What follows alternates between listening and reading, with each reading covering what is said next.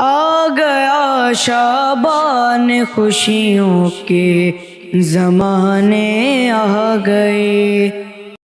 اعوذ باللہ من الشیطان الرجیم، بسم اللہ الرحمن الرحیم۔ شروع اللہ کے نام سے جو بڑا مہربان اور نہایت رحم کرنے والا ہے۔ تمام تعریفیں اور بزرگی اس معبود برحق کے لیے جو رب العالمین احسن الخالقین ہے۔ درود و سلام محمد و آل محمد کی ذوات مقدسہ پر، اللہم صلی علی محمد و آل محمد۔ سب سے پہلے آپ تمام ناظرین کو ماہ مبارکہ رجب کی گزری ہوئی تمام اور ماہ شعبان کی آنے والی تمام ولادتوں کی مبارکباد پیش کرتے ہیں، اور ہمارے زمانے کے امام مہدی صاحب الزمان کی بارگاہ میں ولادت کی مبارکباد اور ہدیہ درود پیش کرتے ہیں۔ اللہم صلی علی محمد و آل محمد۔ ہمارے آج کا اس پروگرام کا عنوان استقبال ماہ شعبان ہے۔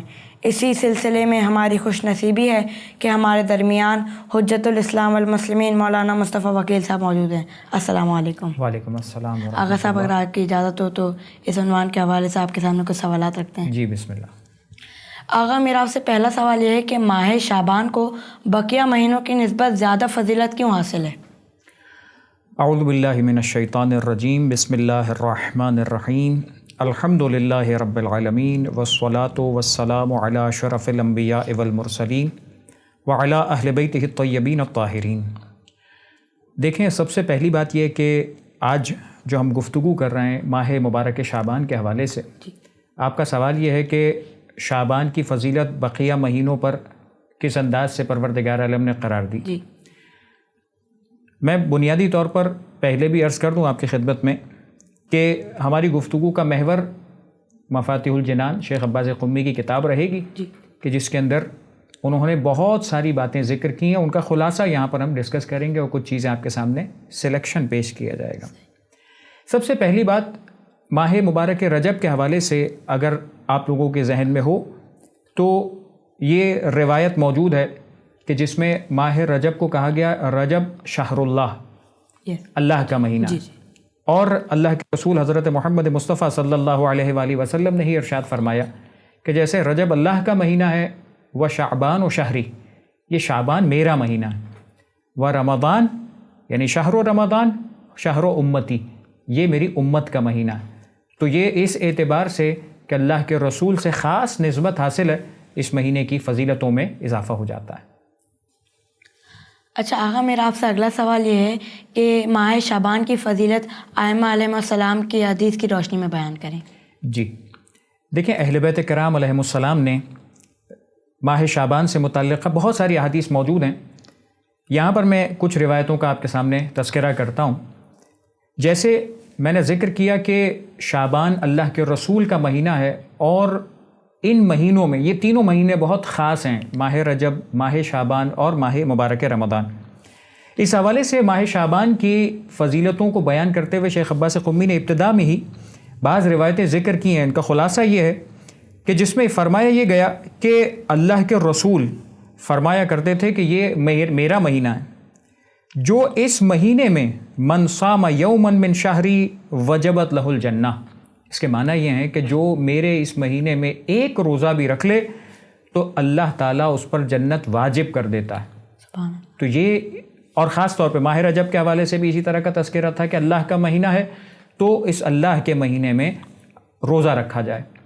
شعبان اللہ کے رسول کا مہینہ ہے، اس میں روزہ رکھا جائے۔ اچھا، یہ دونوں مہینے ایسے ہیں جس میں روزہ رکھنا مستحب ہے، ٹھیک ہے۔ اچھا، اس مستحب کے حوالے سے میں جملہ پیش کرتا ہوں کہ جو اہل بیت نے فرمایا یہ مستحب ہے، یعنی اس انسان کے پاس چوائس ہے کہ یہ مستحب چاہے تو انجام دے اور ثواب اور جنت اور درجات حاصل کر لے، اور اگر وہ اپنی مصروفیات یا ان مستحبات کو نہ انجام دینا چاہے تو اسے اختیار ہے۔ لیکن تیسرا وہ مہینہ جو ماہ مبارک رمضان ہے، اس میں اللہ تعالیٰ نے روزوں کو فرض کیا ہے، واجب قرار دیا ہے۔ یعنی یہ تینوں مہینے ایسے ہیں جن میں اس عبادت کا خاص وقت کہا جا سکتا ہے۔ جیسے چھٹے امام جعفر صادق علیہ الصلوۃ والسلام کا ایک جملہ ہے کہ مولا ارشاد فرماتے ہیں کہ امام سید سجاد یعنی امام علی بن الحسین زین العابدین علیہ الصلوۃ والسلام جب شعبان کا مہینہ داخل ہوتا تھا تو اپنے اصحاب کو جمع کرتے تھے اور یہ فرماتے تھے کہ اے میرے اصحاب، کیا تم یہ جانتے ہو اس مہینے کی کیفیت کو؟ یہ شعبان کا مہینہ ہے اور اس شعبان کے مہینے میں اللہ کے رسول حضرت محمد مصطفیٰ صلی اللہ علیہ وآلہ وسلم فرماتے تھے کہ اس شعبان کے مہینے کو مجھ سے نسبت ہے، یہ میرا مہینہ ہے، اس میں روزہ رکھو۔ اچھا، یہاں تک تو میں نے پہلے بھی بیان کیا تھا۔ آگے یہاں سے بات شروع ہوتی ہے، فرمایا یہ کیوں روزہ رکھا جائے؟ اس لیے حباً لنبیکم، تم اپنے نبی کی محبت میں روزہ رکھو، اس لیے کہ جتنا رسول سے محبت ہو تو اتنا ہی رسول سے نسبت رکھنے والی ہر چیز سے انسان کو محبت ہونی چاہیے۔ یہ محبت کا تقاضا ہے، قانون دنیا بھی ہے کہ جب انسان اپنی اولاد سے محبت کرتا ہے تو اولاد کے کھلونے بھی اچھے لگتے ہیں۔ اولاد اپنے ماں باپ سے محبت کرتی ہے تو ماں باپ کے جتنی عادات، اطوار، ٹائم ٹیبل، ان کی چیزیں، ان کی گھڑی، ان کے کپڑے، یہ سب بھی انسان کو پسند آتے ہیں۔ بس ایسے ہی فرمایا گیا کہ یہ جب اللہ کے رسول کا مہینہ ہے تو رسول کی محبت میں روزہ رکھا جائے۔ اور دوسرا وَتَقَرُّبًا إِلَىٰ رَبِّكُمْ، یہ رسول کی محبت میں جو روزہ ہے یہ رکھنا تو ہے، لیکن اس میں قرب پروردگار حاصل کرنے کی نیت کرنی ہے، یعنی پروردگار ہم سے راضی ہو۔ اقسم بمن نفسی بیدہ، فرماتے ہیں مولا کہ میں قسم کھاتا ہوں اس ذات کی کہ جس کے ہاتھ میں میری جان ہے۔ میں نے میرے بابا امام حسین علیہ السلام کو یہ کہتے ہوئے سنا ہے کہ وہ فرماتے تھے کہ میرے بابا، یعنی ان کے بھی بابا، یعنی روایت کا سلسلہ کیسا ہے، چھٹے امام علیہ السلام نے چوتھے امام نے پھر اپنے بابا امام حسین علیہ السلام، اور اس کے بعد مولا کائنات امیر المؤمنین علی ابن ابی طالب علیہ السلام فرماتے ہیں من صام شعبان حبا لرسول اللہ صلی اللہ علیہ وآلہ وسلم، جو شعبان میں روزہ رکھے اللہ کے رسول کی محبت میں، وتقربا الی اللہ، اور اللہ کی قربت حاصل کرتے ہوئے، یعنی یہ روزہ قربتا الی اللہ ہوگا، احبہ اللہ وقربہ الی کرامتہ یوم القیامہ، جو یہ کام کرے گا اللہ اس سے محبت کرے گا۔ سبحان اللہ۔ یعنی اس سے بڑھ کر کیا ہوگا کہ کوئی انسان یہ چاہتا ہے نا کہ میں تو اللہ سے محبت کرتا ہوں، میں تو رسول سے محبت کرتا ہوں، اللہ مجھ سے محبت کرے، یہ رتبہ حاصل کرنا چاہتا ہے تو شعبان کا روزہ۔ تو فرمایا یہ پروردگار عطا کرے گا کہ اللہ اس سے محبت کرے گا اور اسے قیامت کے میدان میں اپنا قرب اور کرامت عطا کرے گا، اس میدان میں جہاں انسان تکلیف میں، پریشانی میں مبتلا ہوں گے، سارے انسان، ساری مخلوقات، وہاں پر انسان کو کرامت اور بزرگی عطا ہوگی۔ اور تیسری چیز فرمایا وَأَوْجَبَ لَهُ الْجَنَّةَ، جو پہلے بھی تذکرہ ہوا کہ اس کے اوپر جنت پروردگار واجب قرار دے گا۔ تو بس اس انداز سے بہت ساری روایتیں موجود ہیں کہ جس کے اندر روزے کی فضیلت اور اس ماہ مبارک کے اعمال کے حوالے سے تذکرہ۔ آغا ویسے تو اس ماہ میں بہت سی مناسبتیں ہیں، مگر ایک مناسبت ہے شب نیمہ شعبان۔ اس شب نیمہ شعبان میں کیا خاص بات ہے؟ جی، اس ماہ مبارک میں بہت ساری مناسبتیں آتی ہیں، ولادتیں آتی ہیں، جی، اور یہ مسلسل ایسا مہینہ ہے کہ جس کے اندر ولادتوں کا ایک سلسلہ جاری رہتا ہے۔ لیکن ان تمام کے اندر ایک رات، ایک خاص رات ہے کہ جو ہماری اس امت کے لیے، خاص طور پہ اس زمانے میں ہم سب کے لیے خاص اہمیت رکھتی ہے۔ جی، اس اہمیت کا جو تذکرہ ہے روایات کے اندر، ایک تو یہ کہ سرکار حجت امام عصر والزمان عجل اللہ تعالی فرجہ شریف کی ولادت ہے، تو یہ مناسبت تو ہے ہی، جیسے دیگر مناسبتیں ہیں کہ 3 شعبان امام حسین علیہ السلام کی ولادت کی شب ہے۔ تو ان مناسبتوں کے علاوہ نیمہ شعبان میں خاص بات یہ ہے کہ جو آخری امام سے بھی پہلے سے موجود تھی، یعنی یہ نیمہ شعبان ایسا نہیں ہے کہ جو 12ویں امام کی ولادت کے بعد مومنین کے لیے خاص بنی۔ جی، تو اب سوال یہ ہوگا کہ پھر اس سے پہلے کیا تھا، یعنی 11ویں امام کے دور میں، 10ویں امام کے دور میں، اسی طرح رسول خدا صلی اللہ علیہ وآلہ وسلم کے دور تک ہم جائیں گے تو کیا اس میں بھی کچھ خاص تھا؟ یقیناً خاص تھا۔ اس کا جواب یہ ہے کہ اللہ کے رسول صلی اللہ علیہ وآلہ وسلم سے روایتوں کی نسبت موجود ہے کہ یہ رات جو ہے یہ اپنے اعتبار سے اس رات کی ویسے ہی فضیلت تھی، پہلے سے ہی فضیلت تھی۔ کیا فضیلت تھی؟ کہ یہ وہ شب ہے، اس شب کے حوالے سے ایک تذکرہ تو یہ ملتا ہے کہ جو امام محمد باقر علیہ السلام سے سوال کیا گیا کہ اس نیمہ شعبان کی فضیلت کیا ہے، تو مولا نے ارشاد فرمایا کہ یہ بہترین شبوں میں سے، افضل ترین شبوں میں سے ایک شب ہے۔ اور اس شب کے اندر کیا خاص بات ہے؟ فرمایا لیلۃ القدر کے بعد، یعنی پورے سال کے اندر قرآن مجید میں تذکرہ انا انزلناہ فی لیلۃ القدر، لیلۃ القدر سب سے خاص شب ہے پورے سال کی شبوں میں سے۔ اس کے بعد سیکنڈ نمبر پہ جو شب آتی ہے جس کا تذکرہ ہے وہ شب ہے نیمہ شعبان کی شب۔ جیسے مولا فرماتے ہیں کہ جیسے اللہ کے رسول کے لیے پروردگار عالم نے شب قدر قرار دی، ایسے ہی اہل بیت کرام کے لیے اس نیمہ شعبان کو قرار دیا گیا۔ تو اب فضیلت سمجھ میں آئی کہ اس کے اندر بھی کوئی خاص بات ہے۔ اب کیا خاص بات ہے؟ اب اللہ کے رسول کا جملہ خلاصہ پیش کرتا ہوں کہ جس کے اندر تذکرہ یہ ہے کہ اس شب کے بارے میں یہ فرمایا گیا کہ یہ شب وہ ہے جس میں پروردگار پورے سال انسان کو جو کچھ رزق ملنا ہے، ہم دعا کرتے ہیں نا پروردگار ہمارے رزق میں اضافہ کرے، ہمیں یہ فلاں دولت مل جائے، ہمیں فلاں چیز مل جائے، جو کچھ رزق ملنا ہے پروردگار اس شب میں یہ رزق بانٹتا ہے، لکھ دیتا ہے، ٹھیک ہے۔ اسی طریقے سے اس شب کے اندر کس شخص کو اس سال میں موت آنی ہے وہ اس شب میں نیمہ شعبان میں لکھا جائے گا کہ یہ شخص اس رات میں، اس دن میں، اس سال کے درمیان میں مرے گا، نہیں مرے گا، اس کی موت کب ہے یہ لکھ دیا جائے گا۔ تیسری چیز، اس سال حج کرنے والے کون کون سے افراد ہوں گے، کس کو پروردگار حج کی سعادت نصیب کرے گا، یہ اس شب میں لکھا جاتا ہے۔ یہ روایتوں کے اندر تذکرہ ہے کہ اس نیمہ شعبان کے اندر عمل کرنا وہ ایک تذکرہ آئے گا، لیکن فضیلت کے اعتبار سے کہ اس شب میں خاص بات یہ ہے کہ ایک طرح سے کہا جا سکتا ہے کہ یہ ساری چیزیں وہ ہیں جو انسان کی تقدیر سے متعلق ہے نا، کہ انسان کو پورے سال میں ملنا کیا ہے، تو آج کی شب مانگ لو کہ پورے سال کے لیے ہمیں جو چاہیے وہ مل جائے، رزق چاہیے تو رزق مل جائے، زندگی چاہیے تو بھی اس شب میں مانگنی ہے، مغفرت چاہیے خدا سے معافی مانگنی ہے تو بھی اس شب ملے گی، اور اگر حج چاہیے تو وہ بھی اس شب ملے گا، اور کسی کو اگر زیارت چاہیے معصومین کی تو وہ بھی اسی شب ملے گی۔ تو جو کچھ انسان کو چاہیے وہ اس شب میں دعا کرے۔ آقا میرا آپ سے اگلا سوال یہ ہے کہ ہمیں اس ماہ میں کیا اعمال انجام دینے چاہیے؟ دیکھیں، ماہ شعبان میں جیسے میں نے نیمہ شعبان کے حوالے سے تذکرہ کیا کہ خاص اعمال موجود ہیں، ان میں سے ایک خاص چیز کا میں تذکرہ کر دوں تاکہ یہ بات بالکل واضح رہے، اور ایک تاکید بھی بہت زیادہ موجود ہے کہ جیسے میں نے کہا کہ مغفرت، پروردگار عالم سے اپنے گناہوں کی معافی مانگنا، تو یہ ہمارے ذہنوں میں رہنا چاہیے کہ راوی نے آ کر سوال کیا تھا، اور جس راوی نے یہ دعا نقل کی ان کے نام سے آج دعا پہچانی جاتی، وہ ہے کون سی دعا؟ دعائے کمیل۔ اس دعا کے بارے میں بھی اس شب کا ہی تذکرہ ہے کہ خاص طور پر اگر پورے سال میں ایک رات میں اگر وہ دعا پڑھنی ہے خاص طور پر، تو وہ نیمہ شعبان کی شب ہے، جس دن دعائے کمیل، جس رات میں دعائے کمیل پڑھنے کی بہت زیادہ تاکید مولا نے فرمائی۔ ویسے ہر شب جمعہ پڑھی جائے اور جتنا انسان پڑھ سکے۔ اسی طریقے سے اس شب کے اندر خاص جو عمل ہے، میں اس شب کا بیان کر دوں پھر میں پورے مہینے کے عمومی بیان کر دیتا ہوں۔ اس شب کے جو خاص اعمال کے اندر تذکرہ ہے وہ زیارت امام حسین علیہ السلام۔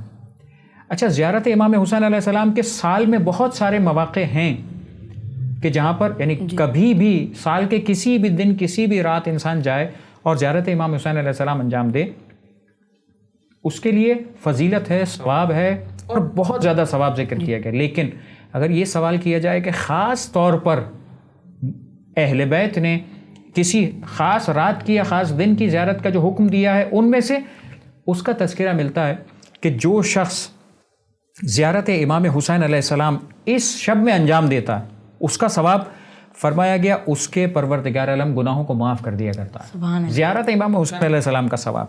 اور اس کے یعنی یہ تذکرہ ہے کہ اس شب میں اگر خاص طور پہ سید الشہداء کی زیارت کی جائے تو اس کے لیے ایسا ہے کہ جیسے اس نے 1,24,000 انبیاء کی ارواح سے مصافحہ کیا ہو۔ سبحان اللہ۔ اور یہ ایک بہترین اجر و ثواب ہے کہ ہر انسان چاہتا ہے کہ نبی کرام سے اگر ایک نبی سے بھی اگر ہاتھ ملانے اور مصافحہ کرنے کا موقع ملا تو انسان اپنے لیے بہت برکت سمجھتا ہے۔ نیمہ شعبان کی زیارت، سید الشہداء کی زیارت وہ ہے کہ جس کے اندر یہ فرمایا گیا کہ 1,24,000 انبیاء کی ارواح سے مصافحہ کرنے کا یہ اجر و ثواب، بس سید الشہداء کی زیارت نیمہ شعبان میں کرنی چاہیے۔ اور اس کے علاوہ کچھ دعائیں ہیں، کچھ نمازیں ہیں جو دعاؤں کی کتابوں کے اندر مفاتح الجنان کے اندر یقیناً موجود ہے، جہاں سے ہم بیان بھی کر رہے ہیں، یہ تذکرہ ہے۔ ساتھ ساتھ میں ایک جملہ کہہ دوں کہ یہ جس طرح سے نیمہ شعبان ہے نا، اسی طریقے سے ایک تھا نیمہ رجب جس کی تاریخ گزر گئی، لیکن اس شب میں بھی خاص طور پہ تذکرہ ہے اہل بیت کا کہ زیارت امام حسین علیہ السلام کی جائے، کہ جس کی تاکید ملتی ہے، اور اس کو غفیلہ کہا گیا، یعنی جس طرف عام طور پہ توجہ نہیں ہوتی، لوگ غافل ہوتے ہیں، وہ شب کی زیارت بھی ہے۔ تو یہ دو چیزیں ہو گئی. عمومی طور پر ہم بات کریں کہ ماہ شعبان کے اندر اگر اعمال کا تذکرہ جس طرح سے ملتا ہے تو اس کے اندر سب سے پہلی بات تو یہی ہے کہ روزہ رکھا جائے. روزہ رکھنا اس مہینے کے خاص اعمال میں سے ہے. جتنا انسان رکھ سکتا ہے, اگر پورا مہینہ روزہ رکھ سکتا ہے تو بہترین عمل ہے.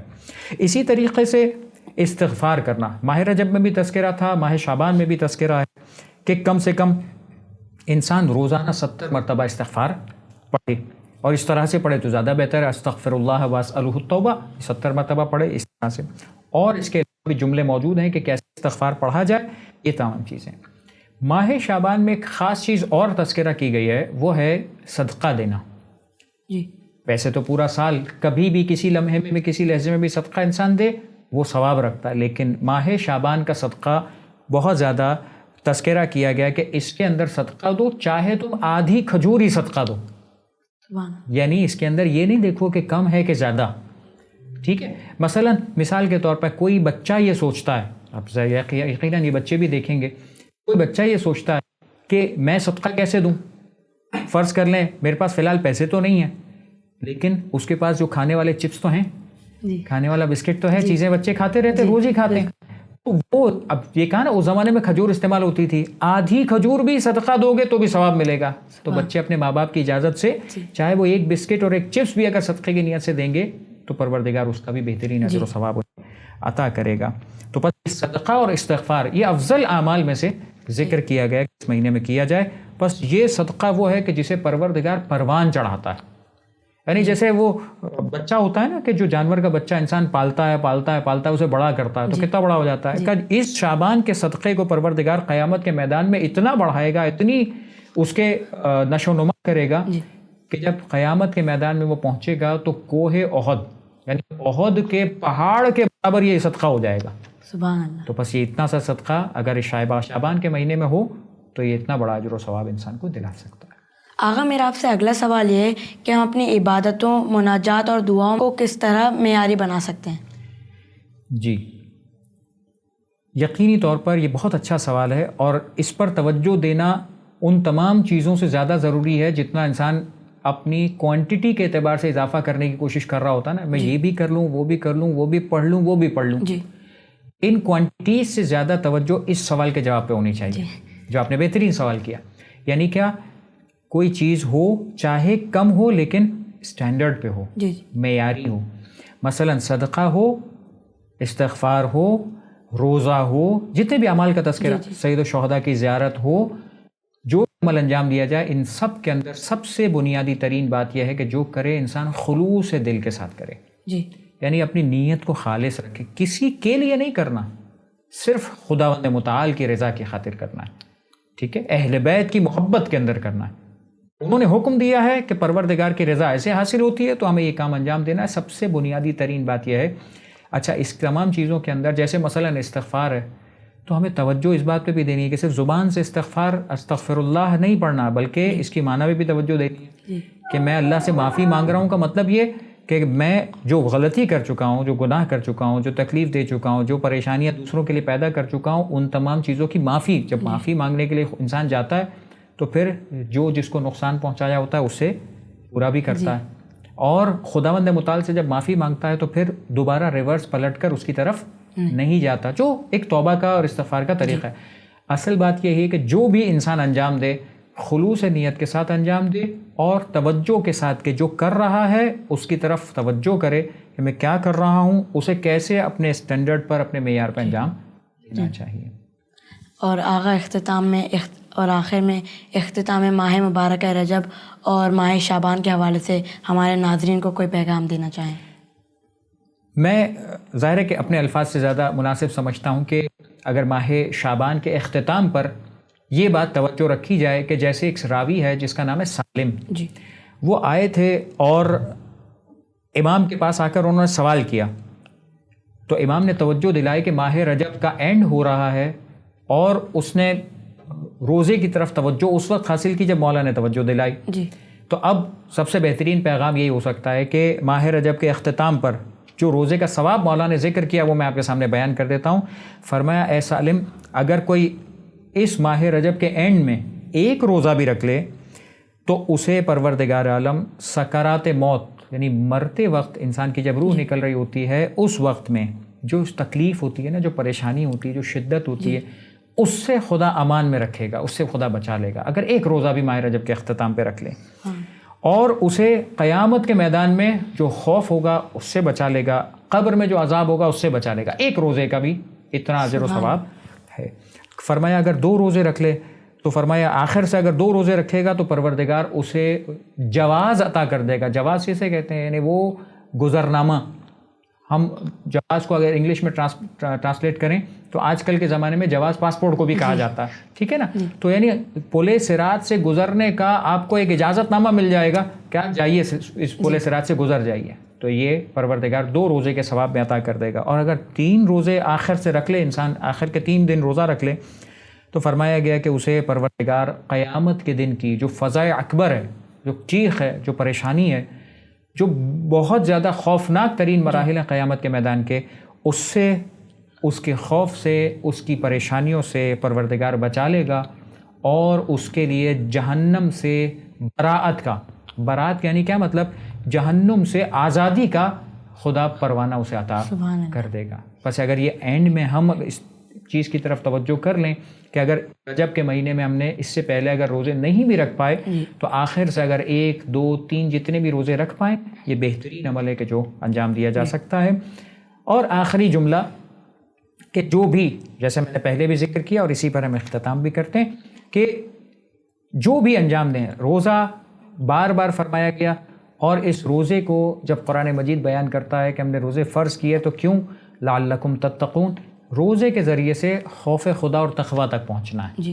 بس روزے کے لیے یہ چیز ضروری ہے کہ روزے کا مطلب یہ نہیں ہے کہ انسان دوسروں پر اپنا غصہ، اپنی ایگریسونیس، اپنا ایگریشن نکالتا رہے. نہیں، روزے کا مطلب یہ ہے کہ جب اپنے آپ کو مبتلاۃ روزہ سے بچا کر خدا کی خوشنودی حاصل کرنا چاہیے، پھر ایسا روزہ رکھنا چاہیے جس سے ہمارے دل میں خوف خدا پیدا ہو، ہم متقی اور پرہیزگار بن سکیں. جل رہے ہیں جو دیے ان کو بجھایا جائے، جل رہے ہیں جو دیے ان کو بجھایا جائے.